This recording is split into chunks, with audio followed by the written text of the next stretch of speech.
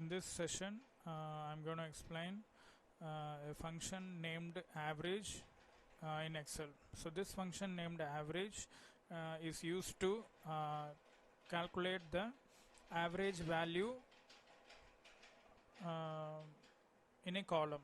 Alright, a column may have n number of rows. So in that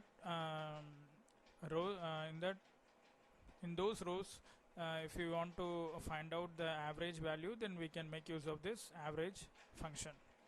So I do have the three columns. One represents the number, and the second one description, it represents the content, and third one amount, it does have the numerical values. And here I place the cursor on the cell where I need to have the result. So in this, just key in the equal sign and then key in AVERAGE,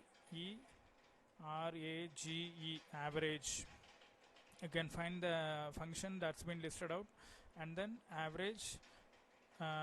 After keying in average, and then key in open parenthesis. All right, and then select the rows that should be considered.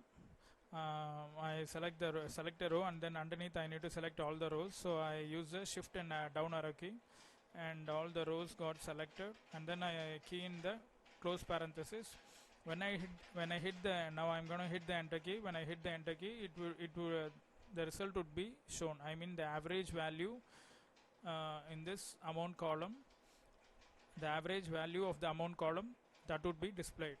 All right. See, now you can see the average value is 4.4. all right, so in the 4.4 is the average. 4.4 is the average value of the amount column. All right, so that's it. So in this session we got to know a function named average that is used to find the average value in a column in Excel. Thanks for watching. Bye.